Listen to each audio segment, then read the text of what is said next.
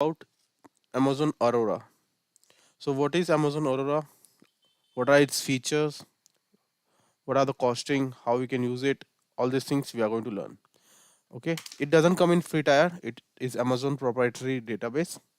Okay, so what are its property? We are going to cover it today. Aurora, basics of Aurora, read replicas in Aurora, backup restoration, and Aurora serverless. All these things we are going to cover today in detail.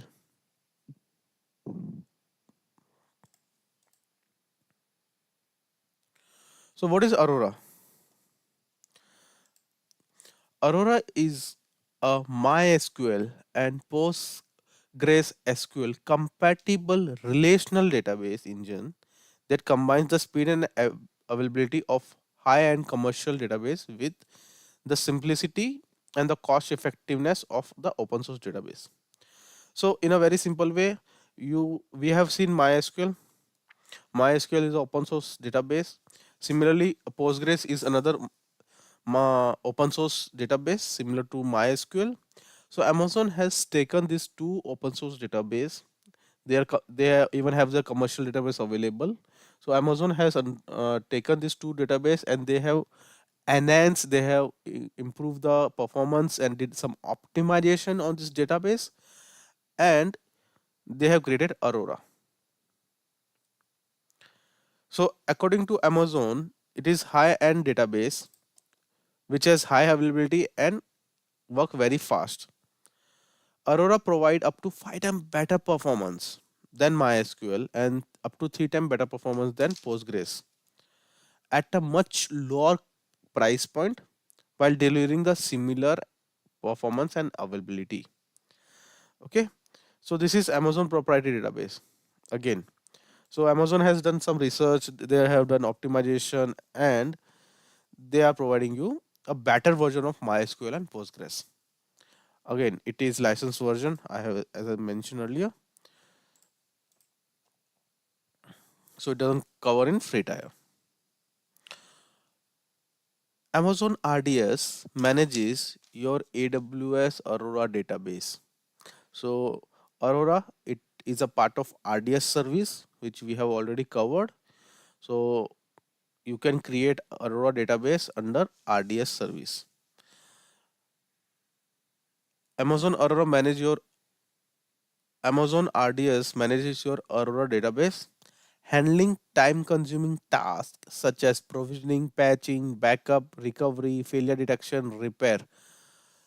You pay a simple monthly charge for your Amazon Aurora database instance you use. So we have covered all these things.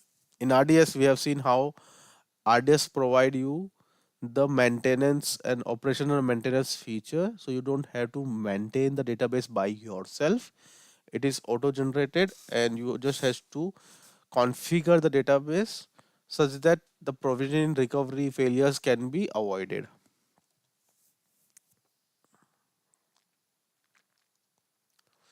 Now, understanding the basics of Aurora, Aurora starts with 10 GB of internal storage, that is your EBS volume, which comes with the EC2 machines, and it scales on an increment of 10 GB up to 64 terabyte.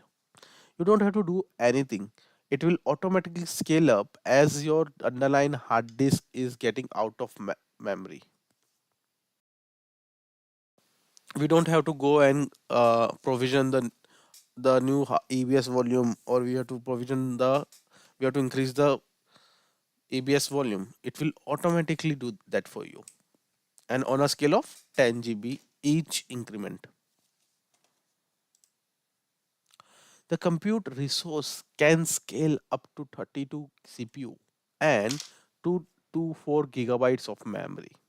So starting with 1 CPU and 1 GB, it can scale up to 32 CPU and 244 GB in memory. So according to workload, according to the use case, it can scale. Even auto scaling is available.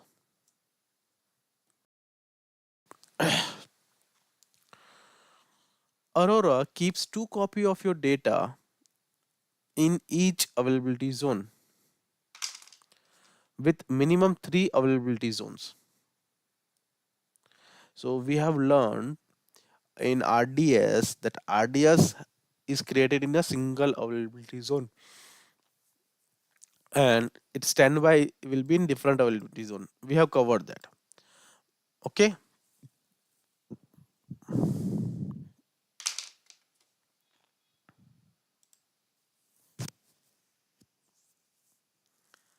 but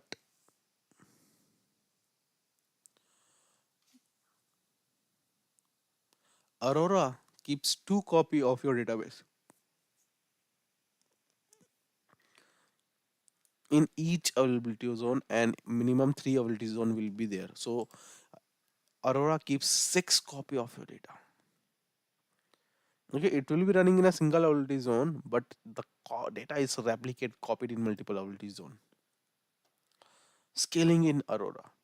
Aurora is designed to transparently handle the loss of up to 2 copies of your data without affecting database write capability, and 3 copy up to 3 copies without affecting read capability. Okay, so as I said, Aurora keeps 6 copy of your data, right? So when they are keeping 6 copy of your data, and if any already zone goes down, in that scenario there might be the impact on the performance of your database. But according to Amazon, if 2 copies of data is lost, there will be no impact on your database.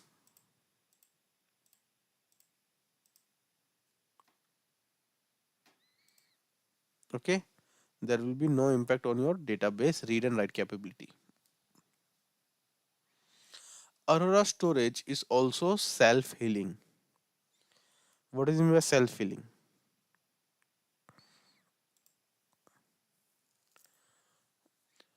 Data block and the disk are continuously scanned.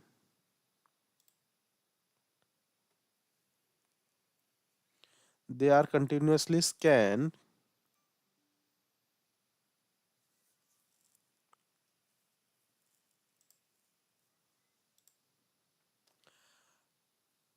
for any errors, and it will be repaired automatically.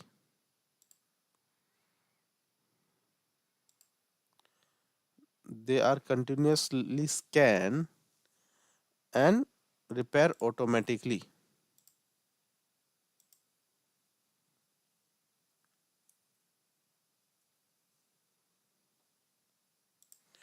That means whenever on a daily basis or on a regular basis, they keep on checking if there is a file corruption happen or there is a data corruption happen, and if they find they have some algorithm, they have some code which will check, okay, that checksums are there, hash keys are there, which will check your data continuously, and it will compare with the other copies of your data. And if they find that this data is not proper, or there is some issue with the data, then they will delete that corrupt data and replace it with the healthy one.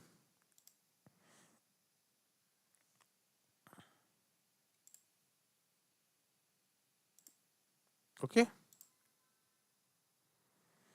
any question till this point?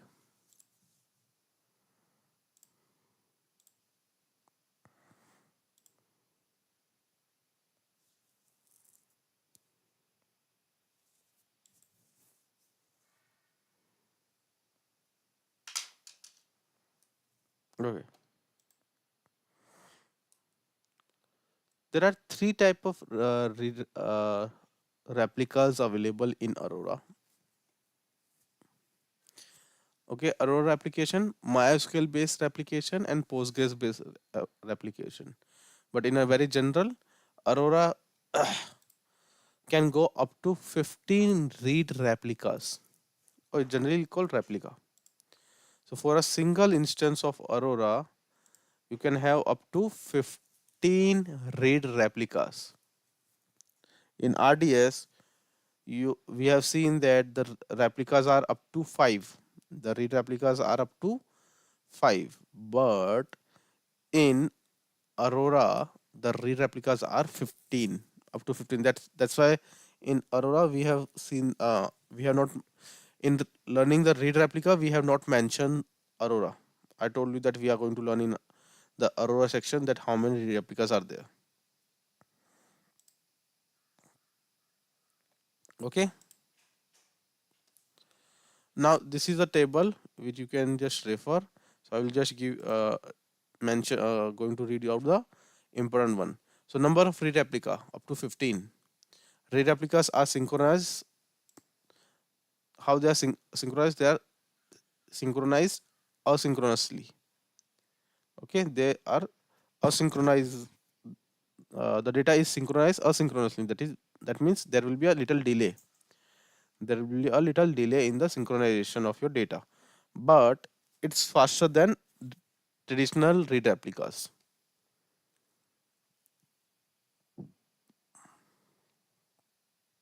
It will be faster than traditional read replicas.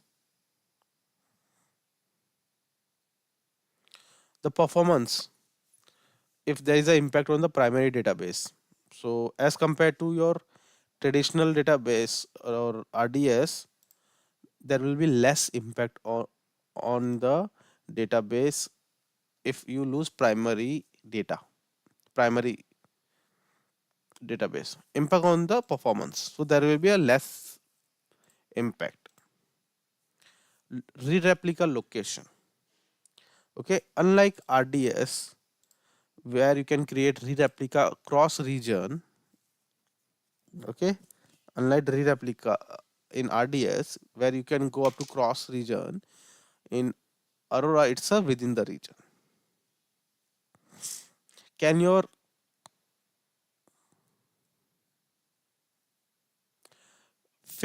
automated failovers in RDS, as I said, the read replicas are not designed for backup or standby machine, right?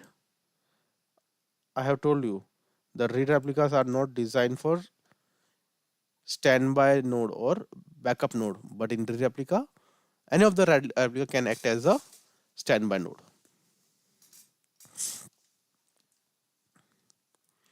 Support for user defined replica delay and some other information. That okay. Now we are talking about database. So again, when we are talking about database or data, we have to talk about the backup and restoration. Till now, anytime we talk about the replication, we always go and talk about backups and restoration. So backup are always enabled on Aurora DB instance. So whenever you create a Aurora DB, the backup will be uh, enabled by default. Backup do not impact the data performance. This is important. So whenever the backups are being performed, in general there will be some impact on your database performance. But Amazon Aurora, in the case of Amazon Aurora, there will be no impact. There will be no impact.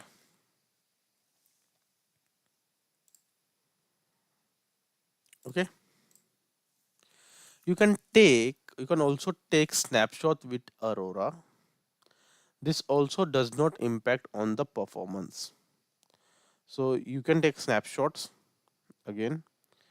So if you're taking snapshots, there can be chances where the RDS instance performance will degrade. But in the case of Aurora, if you're taking any backup, the performance will get impacted. Snapshot means manual backup. Snapshot means manual backup.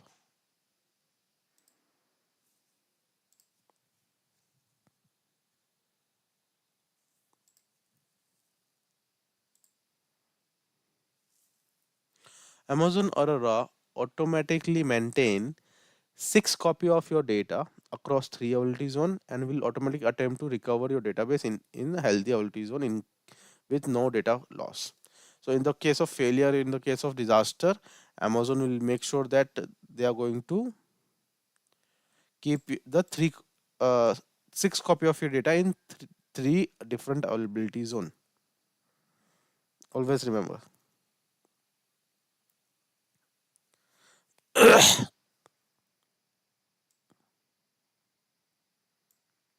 Okay,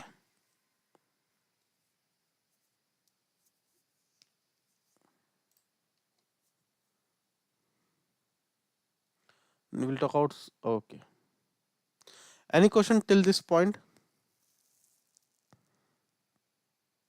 about Aurora?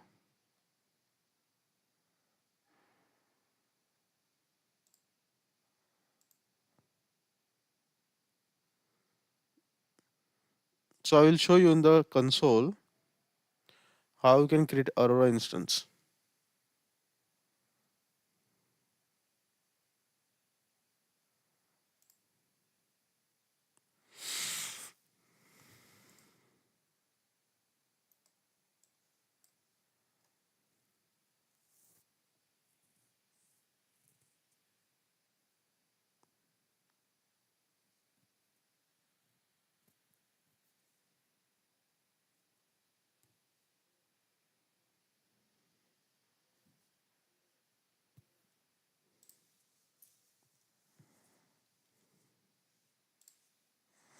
So I'm in the console. You have to go to RDS.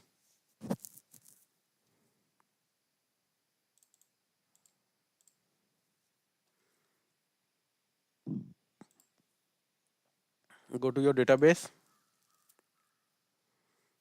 Create database. Now you can see you have two type of Aurora instance available: MySQL supported and Postgres supported. So if you're selecting any of these, you can see the property here: 5 times faster, auto scaling, 6 replicas, whatever things we have covered till now. 15 replicas, automatic failover, versioning, maintaining, monitoring. So you can select the different versions available. You can see the details in the right side. If you're selecting dev environment, test environment, and if you scroll down, it will show you the charges. In the end, what is the charges?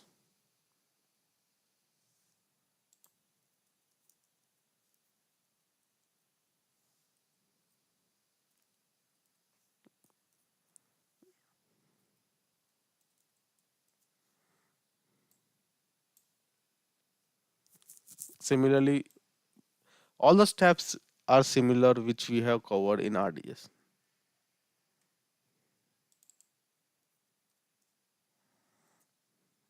Okay, give the name to database, give the name to the username, password. Now, one thing here I want to show you is the two features of Aurora. One is selecting your EC2 instance, underline EC2 instance. So you can select, you can see it starts with R family. All the database or all the EC2 machines which Aurora use is from R family. But now, according to use case, you can select. So you can select 2 GB, 2 CPU, 16 GB, smallest one. Here you are selecting the underlying CPU.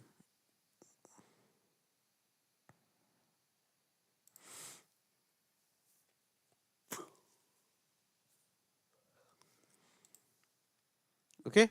Now there is another option called serverless. So we will talk about that in couple of minutes.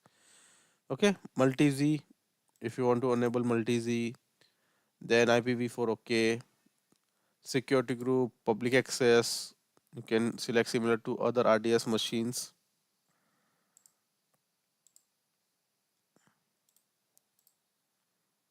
Okay. Monitoring, backups, monitoring, all these things you can cover. Now you can see you have to pay this much amount if you are selecting this all configuration per month.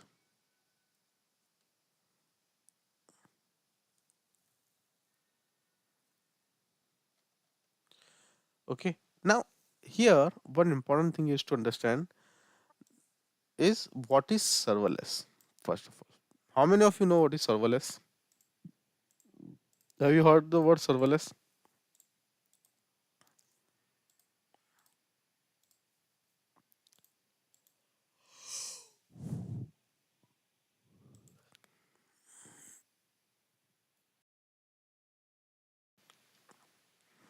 I will give you one example, and we will have again one session on Lambda.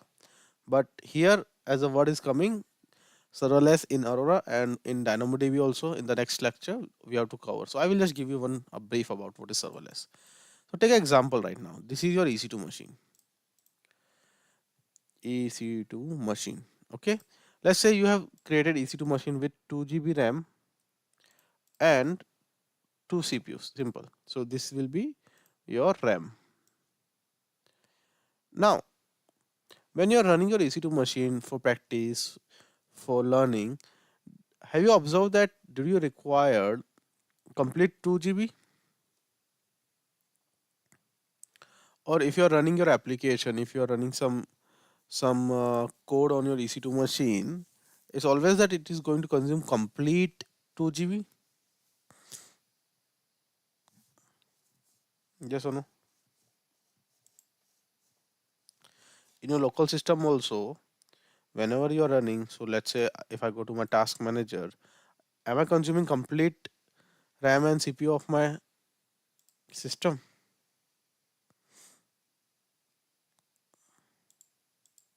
So you can see out of 16 GB, I'm consuming 12 GB somewhere.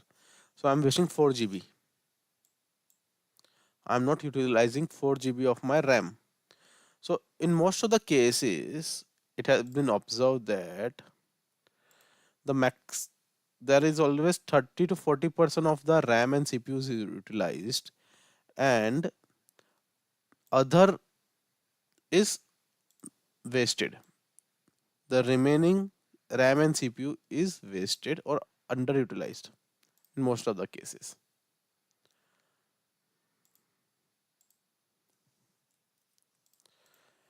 right? So if you calculate, you are paying for 2 GB, but you are not using complete 2 GB. That means you are spending money, but you are not utilizing that money completely. Agree? Now you will say, sir, we don't know na, that 2 GB will be used, 1 GB will be used.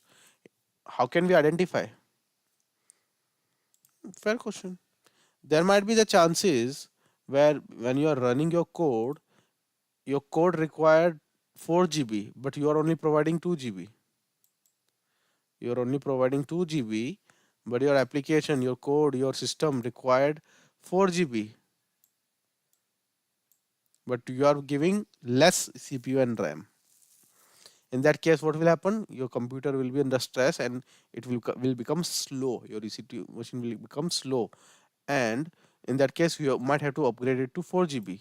But after some time, it might go to 2 GB, 3 GB, and 4 GB. So just like your performance graph, something like this. So what is the solution?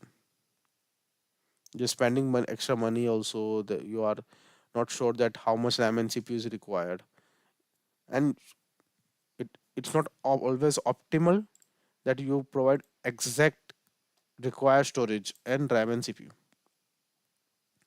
Does that make sense to you? What I'm trying to say right now?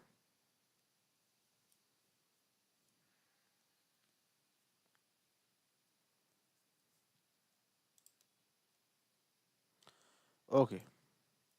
So to tackle this service, Amazon has come up with a term called serverless.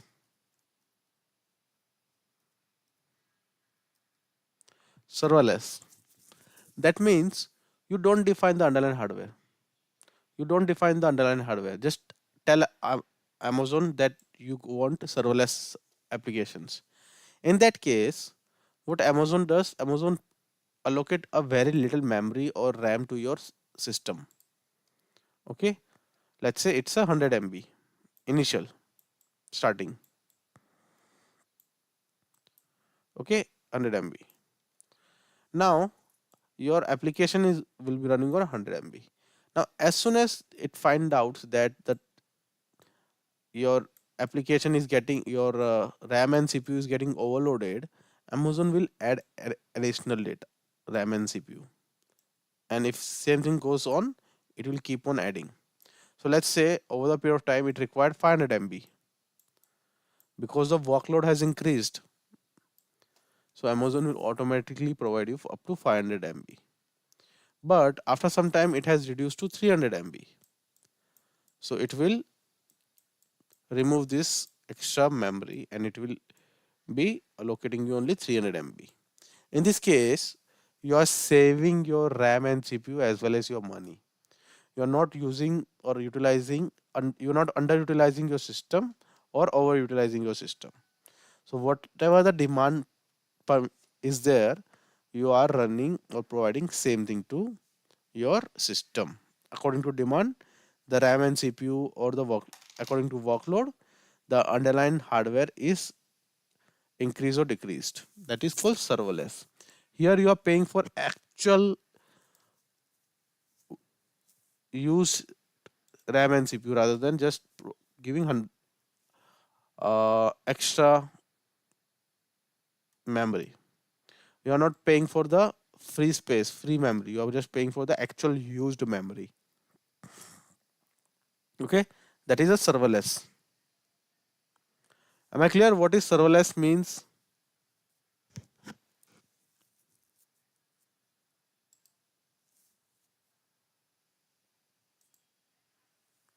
Yes or no?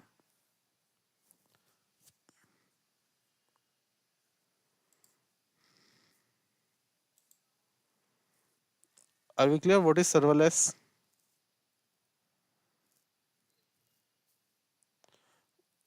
Okay, serverless basically means I'm not defining the underlying hardware.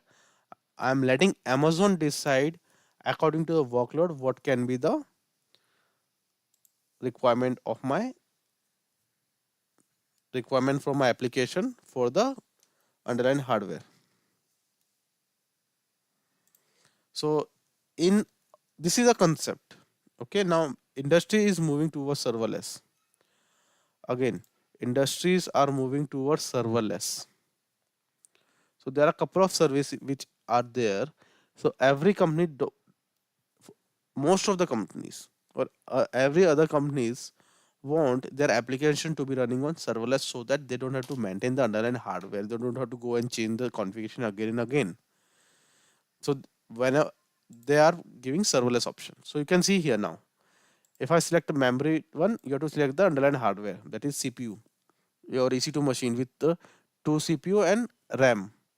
You are even if you are not utilizing 16 GB, you will be getting charged for complete 16 GB. Agree? But you are not utilizing it. So initial days when you are setting up, when your EC2 machine is you are creating, definitely you are not going to create or use complete RAM and CPU. So in that case, in generally, there is a new option called serverless. You can see instant scale for even though the most demanding workload. Okay, it automatically increase your RAM and CPU according to your requirement. So serverless provide on-demand auto-scaling configuration for your Aurora. It automatically start up, shut down, scale capacity up and down based on the application needs.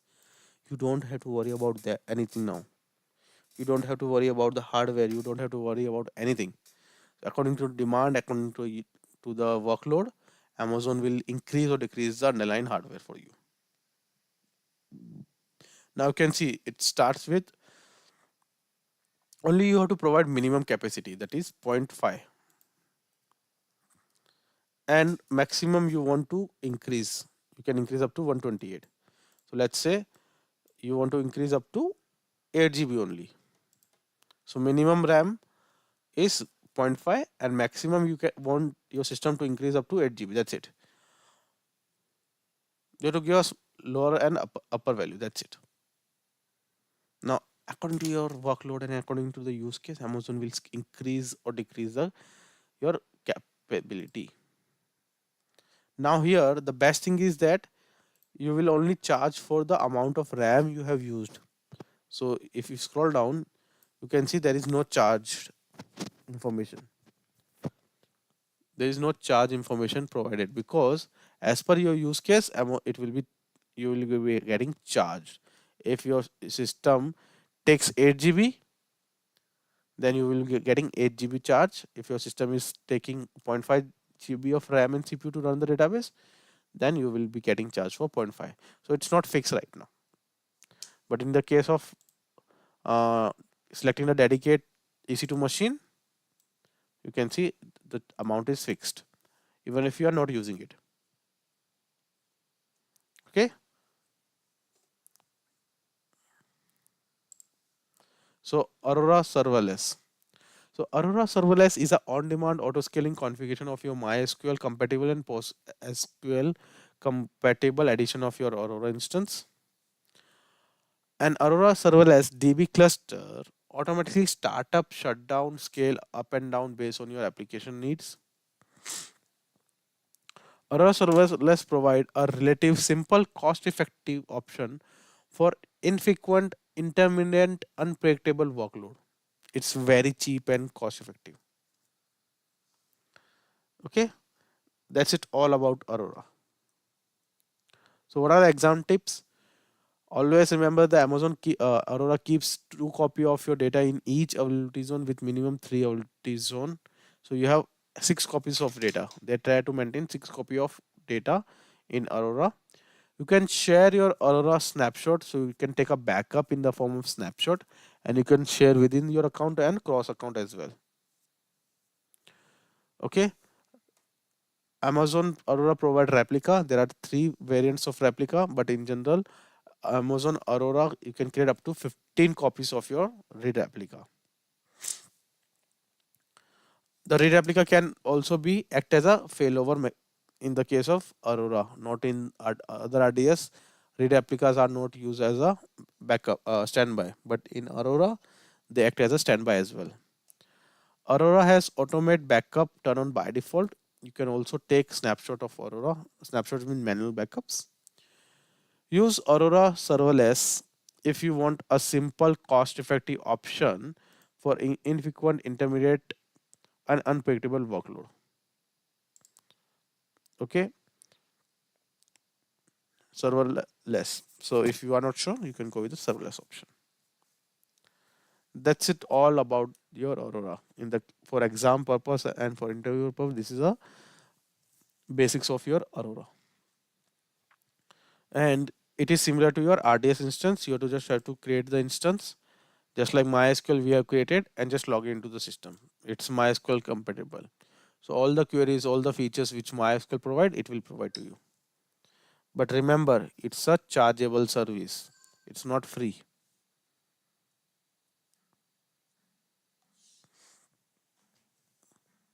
And it doesn't come under free tier as well.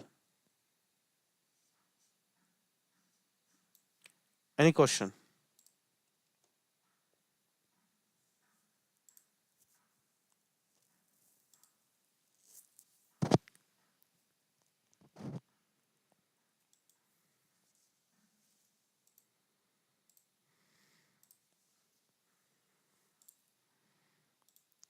Any question?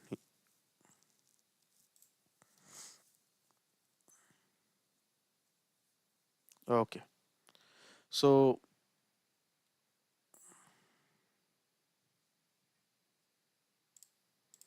let me cover another topic related to your RDS, that is ElasticCache, which we have covered yesterday. What is ElasticCache? Where we want to use it? What are the different type of ElasticCache? And after that, there is one service called DMS service. We will cover that as well. So what is ElasticCache? So we talk about cache. Cache is a mechanism where you can cache your data so that your underlying hardware or your actual database or your actual server when under stress, it can share the load, and your actual database or server will be less stress because the data will be used from cache. So cache is Elastic Cache is a web service that make it easy to deploy and operate and scale a in-memory cache in the cloud. Okay, it's a in-memory cache in the cloud. It is similar to CloudFront, but CloudFront is moreover supported with your files and S3, but Elastic Cache is supported by for your database. The service improves the performance of your web application by allowing you to retrieve the information from fast, manage, and in-memory caches instead of relying entirely on slow hard disk based databases. Okay, so the data will be not read from your hard disk; it will be read from your cache. Now we have two type of Elastic Cache available: Memcached and Redis. Okay, what is the difference between them? So first of all, both has some features which are available to you. Okay, and ac- according to your price range and according to your use case, you should select any one of these. So if you want simple pricing, if you want a low cost pricing, and you don't want the cache mechanism to be very complex, then you should go with the memcached. Okay, memcached. Okay, here it is great for basic object caching, scale horizontal, but there is no persistency or multi-z and failover. These features are not available. This is very simple cache mechanism available to you. A good choice if you want basic cache mechanism and you want your cache model to be as simple as possible. So this is, you don't want to have a complex data structure to be stored here. It's a very simple basic cache. So the prices are also less. But if you have a scenario where you want to store the complex data, okay, with enterprise version, so a more sophisticated solution with enterprise feature like persistency, replications, multi-z and failover, then you can go with the Redis. If you have this requirement where you want to persist your data even if the data is failed, okay, or you require to cache in different availability zone, so you can go with the Redis. So you want the cache to be replicated, available, have some feature for multi Z, then you can think of Redis. It supports sorting and ranking of the data as well. Okay, one of the use case is gaming dashboard. If you have a requirement where you have to uh, cache the gaming dashboard or the complex data structure, then you should always go with the Redis one. Okay, the use case. When should you use cache and when you should not? So scenario, your database is under stress. If you find a question where you are able to debug that the question is asking that your database is under stress, what is the solution? So cache is a good choice if your data is particularly read heavy, not prone to frequent change. If your data is not frequently changing that much and it's read heavy, then you can always go with the elastic caches. It will not help you out, or it is a not good option in the case if your database is read heavy. That means you're writing the data more frequently as compared to reading it. The cache will not help avoid heavy writing workload, so you may need to scale up your database. So in the case of when you are writing more data and your data is under stress, then you should scale up. Scale up means you should increase the RAM and CPU of your database.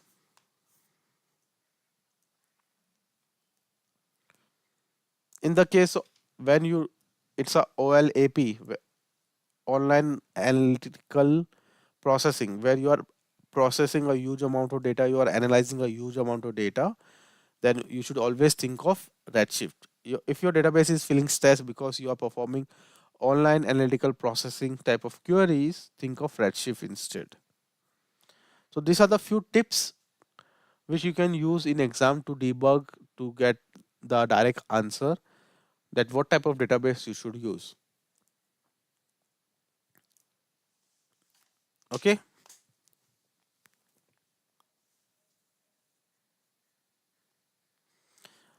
Any question till this point?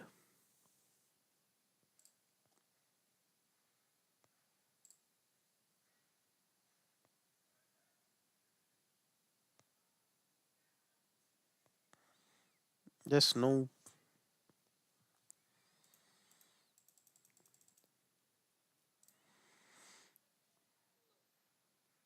Okay.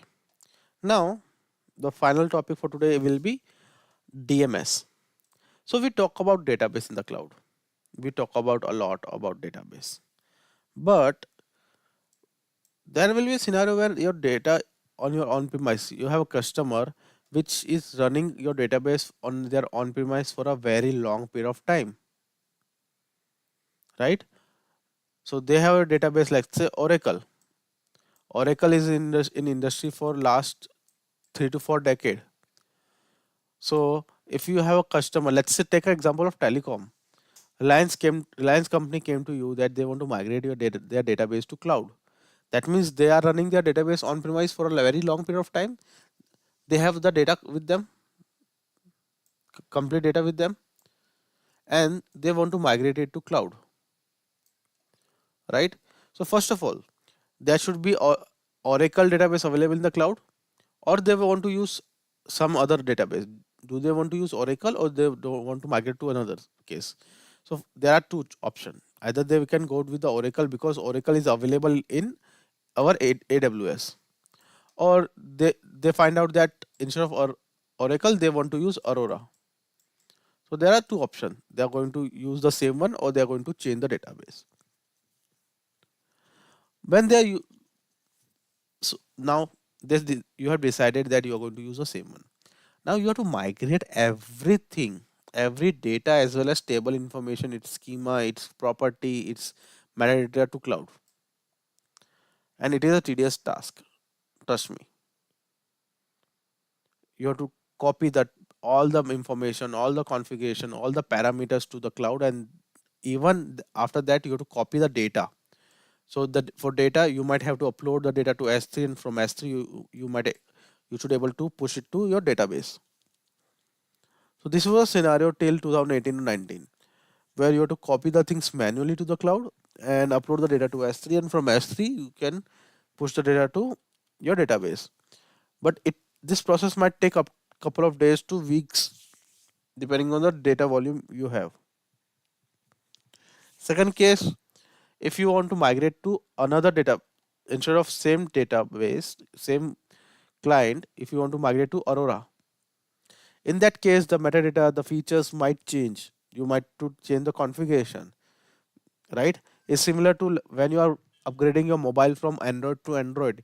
You don't have to do any much changes.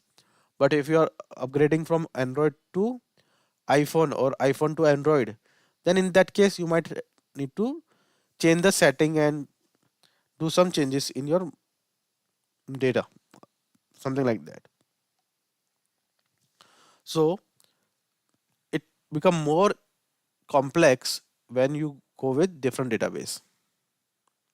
That's where a service was launched by Amazon, and it is named as DMS, Data Migration Service. Data Migration Service. In this service,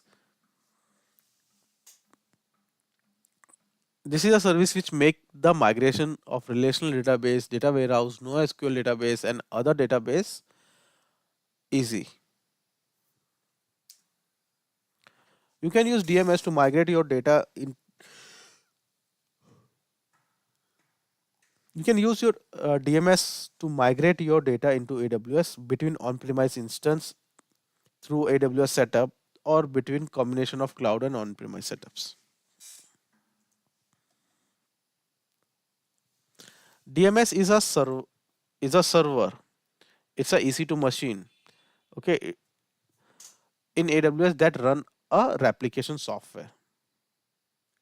Okay, so it's a machine, it's a tool. You can say it's an application which will be running in cloud, and it will replicate, it will copy your data to your AWS. It's a software. You create a source, you create a target connection to tell AWS DMS where to extract the data from and to load. Then you schedule the task, and that will run the server to move your data. So a very simple way. So this is a DMS service. This is a, you can imagine it's again a EC2 machine which has predefined software, predefined application installed on this. So you can just go to your console. You can define the target source that from which database you have to pull. It can be on premise, it can be same cloud, it can be Amazon cloud, it can be Azure cloud as well. You can have multiple different type of source which are supported by DMS. You can integrate that, and you have to configure the target as well. Mostly the target will be your Oracle, Aurora database. It can be your Redshift as well, or even DynamoDB, which we are going to cover tomorrow. Okay, you have to configure it. Then a EC2 machine will be launched, which will start replicating your data, which will start copying the data from your source to destination. So DMS create the table and associate primary key if they does not exist on the table. You can pre-create the table manually, or you can use schema conversion tool to create some or all target table index views and triggers. So you can ask DMS to completely copy the data as well as metadata, or you can create some metadata manually. It's up to you. There are a couple of options available. So there are two type of migration. One is heterogeneous and other is homogeneous. So homogeneous means source and target database are of same type. So Oracle on-premise to Oracle cloud. It is homogeneous. It's the same type. Okay. Heterogeneous means the source and target are of different type. So you can see in the example from MySQL to Aurora. This is called heterogeneous migration. Okay. And you can see the chart here, how many different type of source are supported by DMS. You can see EC2 machine, on-premise, Oracle, MariaDB, Postgres, MongoDB, Microsoft SQL Server, as well as Aurora SQL database, RDS machine, Aurora instance, S3. These are the source, and the target can be Oracle, MySQL DB, RDS instance, Redshift, DynamoDB, S3, documentation, Elasticsearch, Kinesis. So any combination you can try it out as per the use case. So this is a diagram from Amazon website. So in the top you can see it's a it's a homogeneous migration where your data is migrated from Oracle database to Oracle database, from one system to another system, but the engine is same. Here it is MySQL to Aurora. Sometime you might require advanced feature which is called schema conversion tool. Okay, in the heterogeneous cases where the properties are not sync, because in Oracle to Oracle it's quite easy, the property will be same, but in the case of MySQL to Aurora there might be some tweaking, there might be some conversions you might need to do.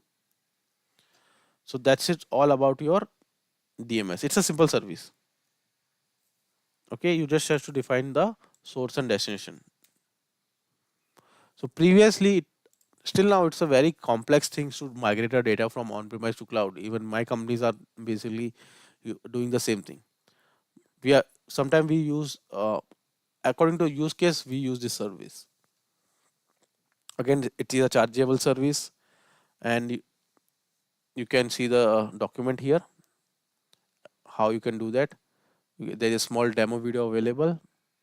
Okay, So you just have to configure this few things, that create a replication instance, give name. Okay. Mhm.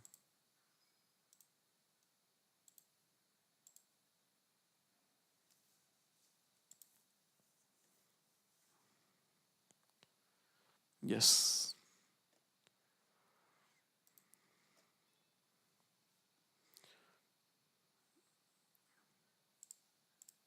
So first of all, you have to create a server. Then inside the server, you have to create the source and destination.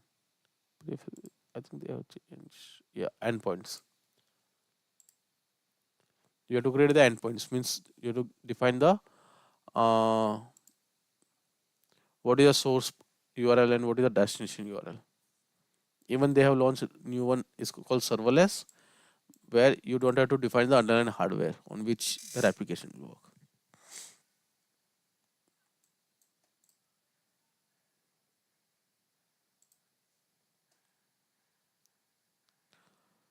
So for exam tips, ElasticCache is a in-memory cache designed to improve the performance of your database or read-heavy databases. Memcached, it's a simple type of elastic cache. In-memory key value data store. Object caching is your primary goal. You want things to be simple as possible, and there is no persistency of your data or multi-Z available.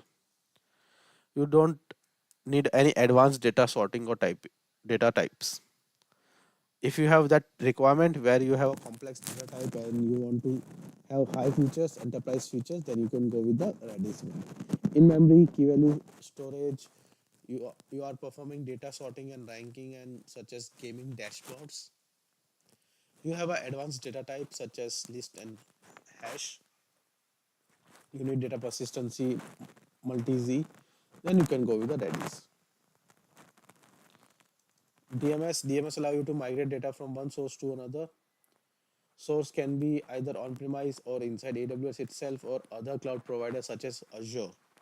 So you can have any type of source which is supported by DMS service. You can do heterogeneous migration, that means same DB engines, or you can do homogeneous migration, that is same DB engine, or you can do heterogeneous migration where the target and the source have different DB engines. If you do a heterogeneous migration, you will need for schema conversion tool where the property might change. So that's it all about your DMS service. So I'm stopping here.